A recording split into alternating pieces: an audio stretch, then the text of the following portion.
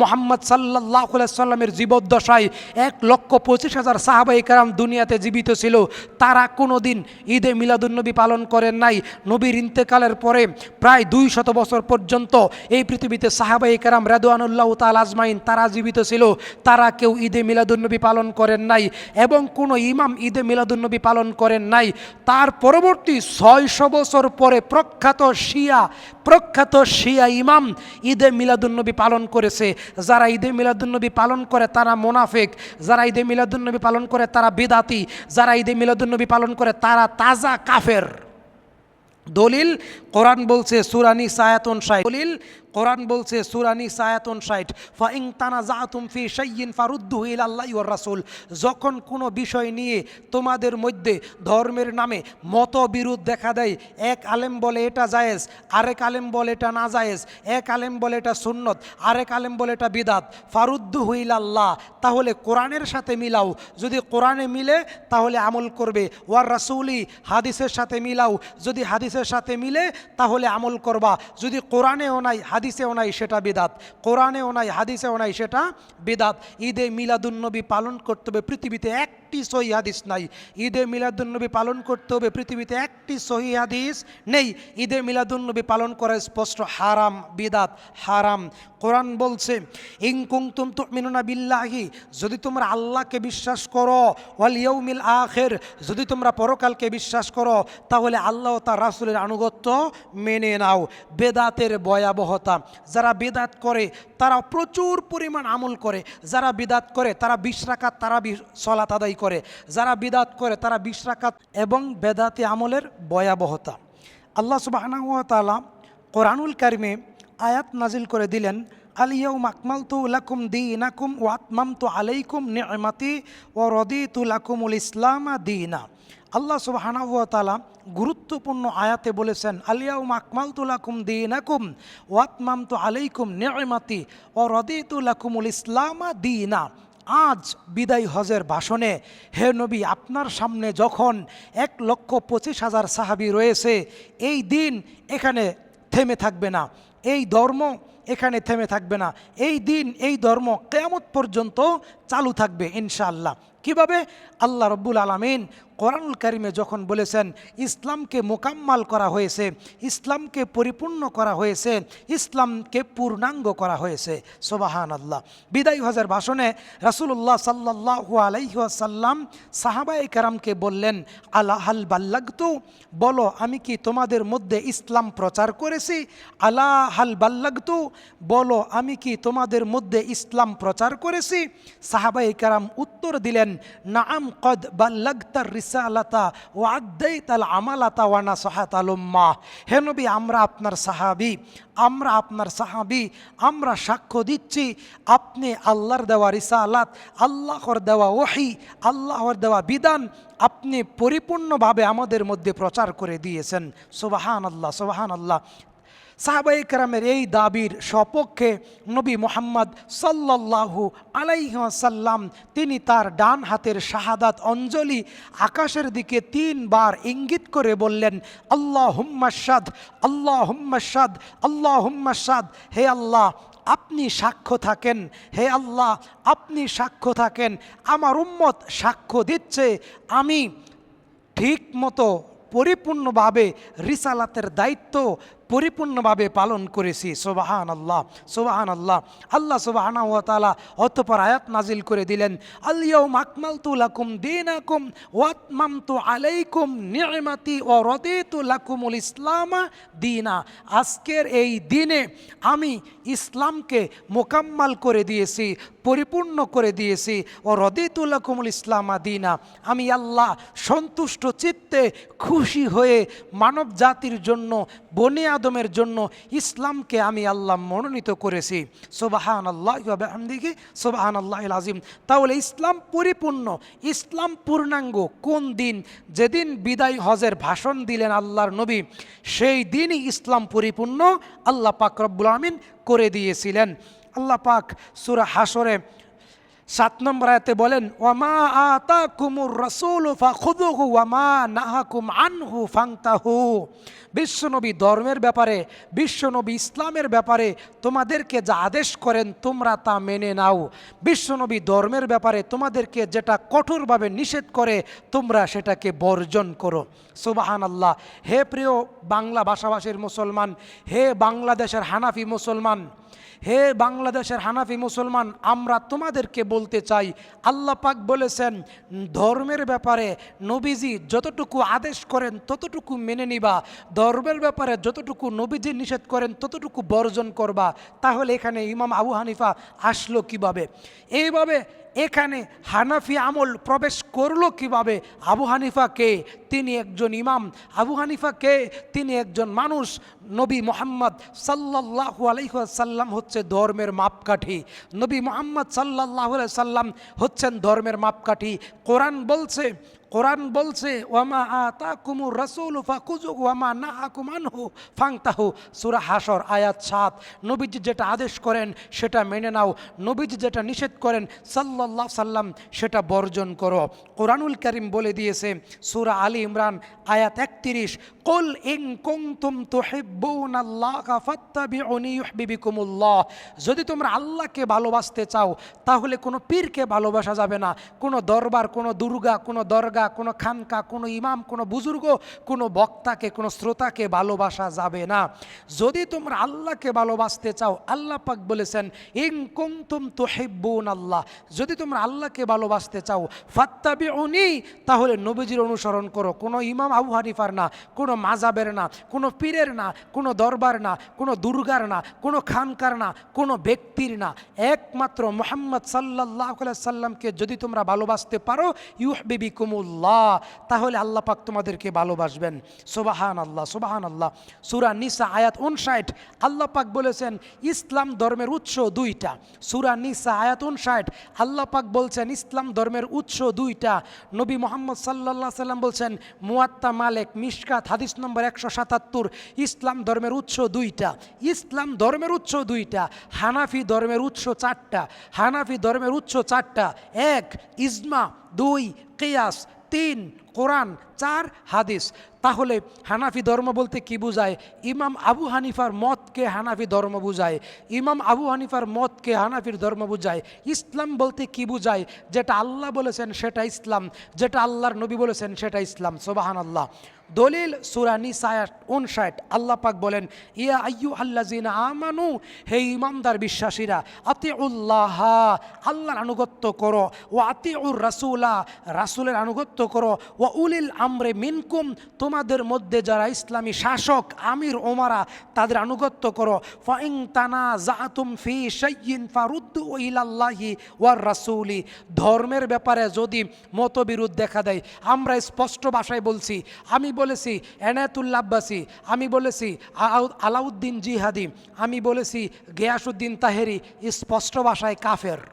আমি বলেছি সে ব্যক্তি স্পষ্ট ভাষায় মুশরিক, কারণ তারা মাজারের পূজা করে, তারা ওচা কবরের পূজা করে, তারা খানকার পূজা করে, তারা খাম্বার পূজা করে, তারা মূর্তি পূজা করে, তারা কবরের পূজা করে, এজন্যে তারা মুশরিক।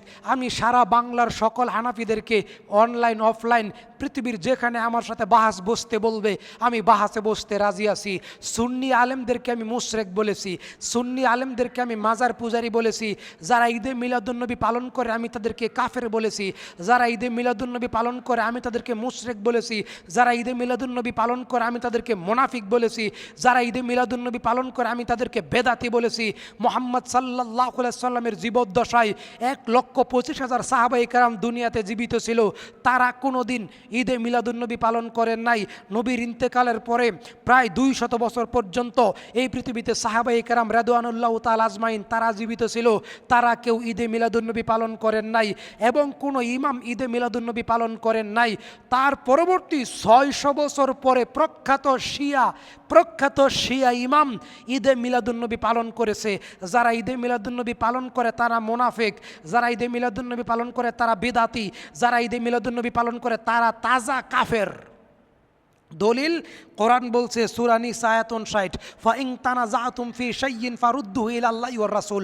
যখন কোনো বিষয় নিয়ে তোমাদের মধ্যে ধর্মের নামে মতবিরোধ দেখা দেয়, এক আলেম বলে এটা জায়েজ, আরেক আলেম বলে এটা না জায়েজ, এক আলেম বলে এটা সুন্নত, আরেক আলেম বলে এটা বিদাত, ফারুদ্দুহু ইলাল্লাহ, তাহলে কোরআনের সাথে মিলাও। যদি কোরআনে মিলে তাহলে আমল করবে, ওয়ার রাসূলি, হাদিসের সাথে মিলাও, যদি হাদিসের সাথে মিলে তাহলে আমল করবা। যদি কোরআনেও নাই হাদিসেও নাই সেটা বিদাত, কোরআনেও নাই হাদিসেও নাই সেটা বিদাত। ঈদে মিলাদুন্নবী পালন করতে হবে, পৃথিবীতে একটি সহিহ হাদিস নাই। ঈদে মিলাদুন্নবী পালন করতে হবে, পৃথিবীতে একটি সহিহ হাদিস নেই। ঈদে মিলাদুন্নবী পালন করা স্পষ্ট হারাম, বিদাত, হারাম। কোরআন বলছে ইন কুনতুম তুমিনুনা বিল্লাহি, যদি তোমরা আল্লাহকে বিশ্বাস করো, ওয়াল ইয়াউমিল আখির, যদি তোমরা পরকালকে বিশ্বাস করো, তাহলে আল্লাহ ও তার রাসূলের আনুগত্য মেনে নাও। বেদাতের ভয়াবহতা, যারা বেদাত করে তারা প্রচুর পরিমাণ আমল করে, যারা বিদাত করে তারা 20 রাকাত তারাবি সালাত আদায় করে, যারা বিদাত করে তারা 20 রাকাত তারাবির নামাজ আদায় করে, যারা বিদাত করে তারা ওচা ওচা টুপি পরিধান করে, যারা বিদাত করে যারা বড় বড় পাগড়ি দেয়, যারা বিদাত করে তারা অনেক খুশু ভাব দেখায়, যারা বিদাত করে তারা ইল্লাল্লাহ জিকির করে। চরমনাই পীরের ইল্লাল্লাহ জিকির হারাম ঘোষণা করেছি, চরমনাই পীরের ইল্লাল্লাহ জিকির হারাম ঘোষণা করেছি। চরমনাই পীরের বেদাতি জিকির, হালকাই জিকিরকে বেদাত ঘোষণা করা হয়েছে, হারাম ঘোষণা করা হয়েছে। এবং টঙ্গীর ইজতেমাকে বিদাত ঘোষণা করা হয়েছে, 3 দিনের চিল্লাকে বিদাত ঘোষণা করা হয়েছে, 120 দিনের চিল্লাকে বিদাত হারাম ঘোষণা করা হয়েছে। মানুষ মারা যাওয়ার পরে তার পাশে বসে, মৃত ব্যক্তির পাশে বসে কোরআন তেলাওয়াতকে বিদাত হারাম ঘোষণা করা হয়েছে। মৃত ব্যক্তি মারা গেলে তার নামে 3 দিনা 40 মানুষকে খাদ্য খাওয়ানো, মেলা করা হারাম, বেদাত ঘোষণা করা হয়েছে। আমরা বলি নাই, আমরা বলি নাই, আমরা বলি নাই। আপনাদের তাফসিরে মারিফুল কোরআন, আপনাদের পাকিস্তানের বড় মুফতি শফিক হাশেমি রহমতুল্লাহি আলাইহি, তিনি তাফসিরে মারিফুল কোরআন 1 নম্বর খণ্ড সূরা বাকারার 40 নম্বর আয়াতে অত্র কিতাবের 35 নম্বর পৃষ্ঠায় তিনি উল্লেখ করেছেন, ইসালে সোয়াবের আশায় মৃত ব্যক্তির পাশে বসে কোরআন তেলাওয়াত করা, ইয়াসিন সূরা পাঠ করা, 3 দিন 7 দিন 40 রাত যে কোনো অনুষ্ঠান করা মৃত ব্যক্তি কেন্দ্রিক, সবই বিদাত। রাসূল সাল্লাল্লাহু আলাইহি ওয়াসাল্লাম বলছেন কুল্লু বিদাতিন দালালাহ ওয়া কুল্লু দালালাতিন ফিন্নার, প্রত্যেকটা বেদাতে আমল পথভ্রষ্টতা, প্রত্যেকটা পথভ্রষ্টতা গুমরাহি, প্রত্যেকটা গুমরাহির স্থান জাহান্নাম। আমরা বলছিলাম সকল প্রকার বিদাতিরা জাহান্নামে যাবে। আমরা বলছিলাম রাসূল সাল্লাল্লাহু আলাইহি ওয়াসাল্লাম বলছেন 3179 নম্বর হাদিস, 3179 নম্বর হাদিস। বাংলার মুসলমান ভালো করে শোনেন, বাংলার হানাফি মাযহাবের অনুসারী ভালো করে শোনেন, বাংলার মুফতি বেদাতি হানাফি মুফতিরা ভালো করে শোনেন। আমি তো বলেছি বাংলাদেশের সকল হানাফি মাদ্রাসায়, সকল মসজিদে বেদাত চর্চা হয়, বেদাত তৈরির কারখানা সকল হানাফি মাদ্রাসা, সকল হানাফি মুফতিরা বেদাত চর্চা করে, সকল হানাফি মুফতিরা বেদাত লালন পালন করে। বলতে পারবেন কিভাবে? মানুষের বিয়ে শাদীর অনুষ্ঠানের পরে হাত তুলে মোনাজাত করা বেদাত, মানুষের বিয়ে শাদীর অনুষ্ঠানের পরে হাত তুলে মোনাজাত করা বিদাত, নিয়মিত ফরজ নামাজের পরে হাত তুলে দোয়া করা, মোনাজাত করা বিদাত।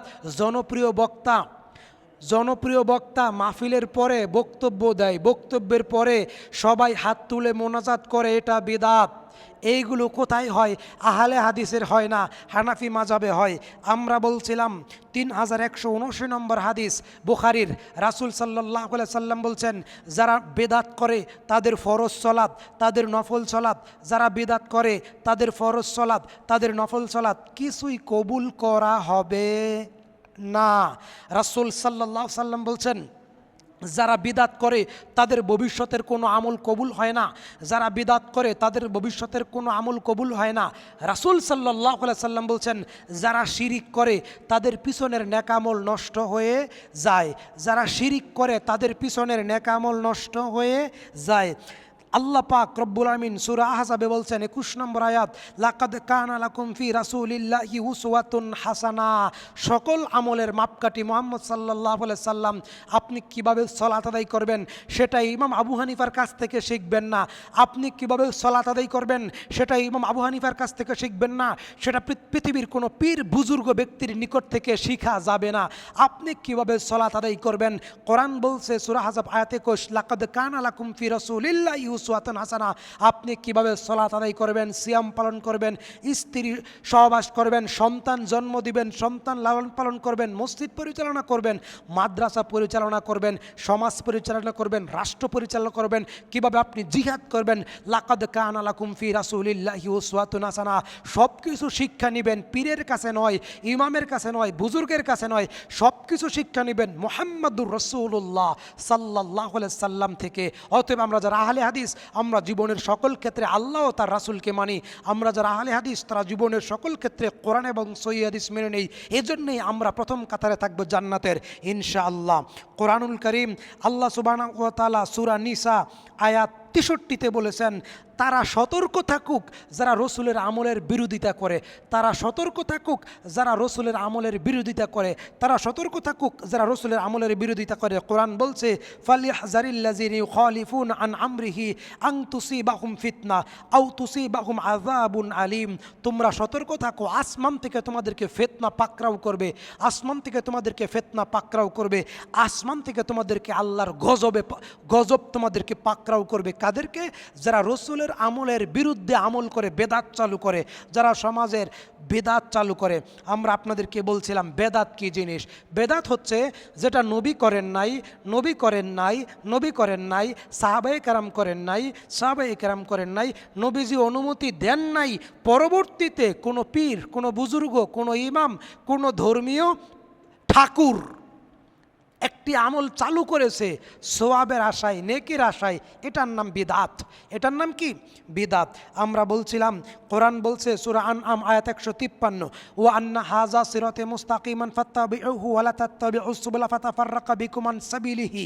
সূরা আনআম আয়াত 153। জান্নাতের পথ একটি, জান্নাতের পথ একটি, জান্নাতের পথ একটি। কোরআন বলছে সূরা আনআম আয়াত 153, জান্নাতের পথ একটি। চরমনায় পীর বলেছেন জান্নাতে যাওয়ার পথ 126টি। কোরআন বলছে জান্নাতের পথ একটি, চরমনায় পীর বলছে জান্নাতে যাওয়ার পথ 126টি। তিনি বলেছেন বেদে মারিফত কিতাবের 2য় পৃষ্ঠায়, প্রথম খণ্ডের 2য় পৃষ্ঠায়। চরমনায় পীর বলেছেন জান্নাতে যাওয়ার পথ 126টি। আল্লাহ বলেছেন জান্নাতে যাওয়ার পথ একটি। তাহলে আমরা কাকে মানব? পীর সাহেবকে মানব নাকি আল্লাহকে মানব? যদি আল্লাহকে মানি তাহলে পীর সাহেবকে মানা হারাম, যদি পীর সাহেবকে মানি তাহলে জাহান্নামে যাব, যদি কোরআনকে মানি তাহলে জান্নাতে যাব। চরমনায় পীর বলছে 126 তরিকা জান্নাতের, তার মধ্যে চিশতিয়া এবং সাবেরিয়া শর্টকাট তরিকা, চিশতিয়া এবং সাবেরিয়া শর্টকাট তরিকা জান্নাতে যাবার। হে বাংলার চরমনায় মুরিদেরা, হে বাংলার চরমনায় মুরিদেরা, তোমাদেরকে বলতে চাই, তোমাদের পীর বলেছেন জান্নাতে যাওয়ার তরিকা 126টা, তার মধ্যে চিশতিয়া এবং সাবেরিয়া শর্টকাট তরিকা। বেদে মারিফত 2 নম্বর খণ্ড। কোরআন বলছে জান্নাতে যাওয়ার পথ একটা, সূরা আনআম আয়াত 153, ওয়া আন্না হাযা সিরাতে মুস্তাকিমান ফাত্তাবিউহু ওয়া লা তাত্তাবিউস সুবুলা। তাহলে কাকে মানব? এই চরমনায় পীরকে মানলে হব বেদাতি, আল্লাহকে মানলে হব সিরাতে মুস্তাকিমের অনুসারী, অর্থাৎ জান্নাতি। তাহলে আমরা আপনাকে বলতেছিলাম কোরআন বলছে সূরা শুরা আয়াত 21, যারা বেদাতি তারা শিরিককারী। কোরআন বলছে আম লাহুম শুরাকাউ শারাউ লাহুম মিনাদ-দ্বীন মা লাম ইয়াযম বিহিল্লাহ। তাহলে কি তোমাদের এমন কোনো স্রষ্টা, তাহলে কি তোমাদের এমন কোনো স্রষ্টা আছে যারা আল্লাহ ও তার রাসূলের বিধান বাদ দিয়ে নতুন করে একটি বিধান চালু করে? তাহলে কি তোমাদের এমন কোনো বিধান দাতা, এমন কোনো বিধানদাতা, এমন কোনো হুকুমদাতা, এমন কোনো রব তোমাদের কি আছে আল্লাহর তৈরি করা ইসলাম বাদ দিয়ে? আম লাহুম শুরাকাউ শারাউ লাহুম মিনাদ-দ্বীন মা লাম ইয়াযম বিহিল্লাহ, আল্লাহ যেটা নাজিল করেছেন সেটা বাতিল করে নতুন কোনো ধর্মের অনুসন্ধান অনুসরণ যদি তোমরা করো তাহলে বোঝা যাবে সেটা আল্লাহ ব্যতি রেখে অন্য কেউ চালু করেছেন। তাহলে যারা বিদাতি, সূরা শুরা আয়াত 21, তারা শিরিককারী, তারা মুশরিক। কোরআন বলছে সূরা আলী ইমরান আয়াত 103, ওয়াতাসিমু বিহাবলিল্লাহি জামিআ ওয়া লা তাফাররাকু। তোমরা আল্লাহর কোরআনকে আঁকড়ে ধরো, ওয়াতাসিমু, তোমরা আল্লাহর কোরআনকে আঁকড়ে ধরো, বিহাবলিল্লাহি জামিআ, ঐক্যবদ্ধভাবে, ওয়ালা তাফাররাকু, দলে দলে বিভক্ত হইও না। আমি আপনাকে বলতে চাই, আল্লাহ বলেছেন দলে দলে বিভক্ত হওয়া যাবে না, ঐক্যবদ্ধভাবে কোরআনকে আঁকড়ে ধরতে হবে। রাসূল সাল্লাল্লাহু আলাইহি সাল্লাম বলছেন হাবলুল্লাহিল মাতিন ওয়াল কোরআনিল আযীম, হাবলুল্লাহিল মাতিন ওয়াল কোরআনিল আযীম। আল্লাহ পাক এখানে রজ্জু বলতে কোরআনকে বুঝিয়েছেন, আল্লাহ পাক এখানে রজ্জু বলতে কোরআনকে বুঝিয়েছেন। সূরা নিসা আয়াত 65 আল্লাহ পাক বলেন, যারা নবীকে মানে না, যারা নবীকে মানে না তারা যত বড় পরেজগার হোক তারা মুমিন হতে পারবে না। যারা মাযহাব মানে, যারা পীরের তরিকা মানে, যারা পীরের তরিকা মানে, যারা মাযহাব মানে, যারা মানুষকে ধর্মের নেতা হিসেবে মেনে নেয়, কোরআন বলছে তারা মুমিন নয়। সূরা নিসা আয়াত 65।